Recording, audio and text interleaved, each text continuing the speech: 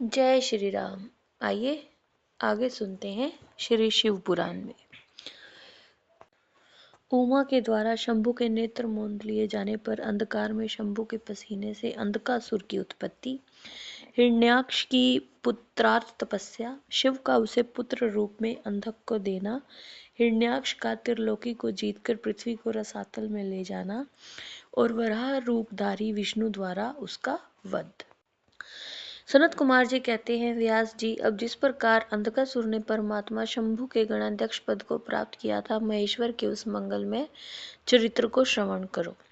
मुनीश्वर, अंधकासुर ने पहले शिवजी के साथ बड़ा घोर संग्राम किया था, परंतु पीछे बारंबार सात्विक भाव के उद्वेग से उसने शंभु को प्रसन्न कर लिया, क्योंकि नाना प्रकार की लीला करने वाले शंभु शरणागत रक्षक तथा परम भक्त वत्सल हैं। उनका महात्म्य परम अद्भुत है। व्यास जी ने पूछा, ऐश्वर्यशाली मुनिवर, वह अंधक कौन था? भूतल पर किसके कुल में उत्पन्न हुआ था? दैत्यों में प्रधान तथा महामनस्वी उस बलवान अंधक का स्वरूप कैसा था? वह किसका पुत्र था? उसने परम तेजस्वी शंभु की गणाध्यक्षता को कैसे प्राप्त किया? यदि अंधक गणेश्वर हो गया तब तो वह परम धन्यवाद का पात्र है। सनत कुमार जी ने कहा, मुने, पूर्व काल की बात है, एक समय भक्तों पर कृपा करने वाले तथा देवताओं के चक्रवर्ती सम्राट भगवान शंकर को विहार करने की इच्छा हुई। तब वे पार्वती और गणों को साथ ले अपने निवास भूत कैलाश पर्वत से चलकर काशीपुरी में आए।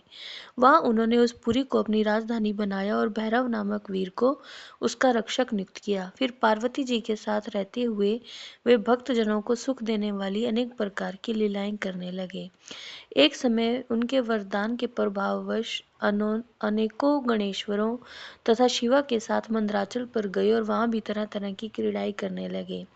एक दिन जब प्रचंड पराक्रमी कपर्दी शिव मंदराचल की पूर्व दिशा में बैठे थे, उसी समय गिरिजा ने क्रीड़ावश उनके नेत्र बंद कर दिए। इस प्रकार जब पार्वती ने मूंगे स्वर्ण और कमल के प्रभा वाले अपने कर कमलों से हर के नेत्र बंद कर दिए, तब उनके नेत्रों के मूंदने के कारण वह क्षण भर में ही घोर अंधेरा फैल गया। पार्वती के हाथों का महेश्वर की आंखों के साथ जब स्पर्श हुआ तो महेश्वर की आंखों से जल की बूंदें टपक पड़ी।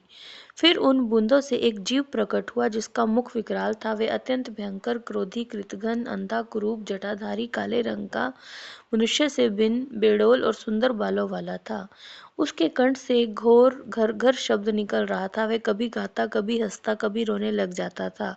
उस अद्भुत दृश्य वाले जीव के प्रकट होने पर शिवजी मुस्कुराकर पार्वती जी से कहने लगे, प्रिय, मेरे नेत्रों को बंद करके तुमने ही तो ये कर्म किया है, अब तुम्हें भय क्यों हो रहा है? शंकर जी के वचन को सुनकर गौरी हंस पड़ी और उनके नेत्रों पर से उन्होंने अपना हाथ हटा दिया। फिर वहां प्रकाश छा गया, परंतु उस प्राणी का रूप भयंकर ही बना रहा। उस अंधकार से उत्पन्न होने के कारण उसके नेत्र भी अंधे थे। तब गौरी ने महेश्वर से कहा, भगवान, मुझे सच सच बताइए कि हम लोगों के सामने प्रकट हुआ ये बेडोल प्राणी कौन है? यह तो अत्यंत भयंकर है।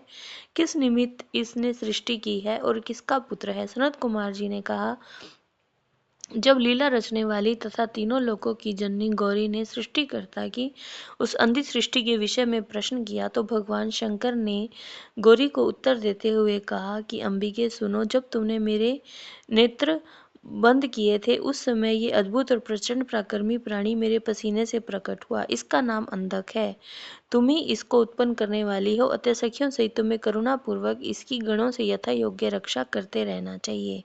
इस प्रकार बुद्धिपूर्वक विचार करके ही तुम्हें सब कार्य करना चाहिए। सनत कुमार जी ने कहा, मुनि, अपने स्वामी के ऐसे वचन सुनकर गौरी का हृदय करुणाद्र हो गया। वे अपनी सखियों सहित अंधक की अपने पुत्र की भांति नाना प्रकार के उपायों द्वारा रक्षा करने लगी।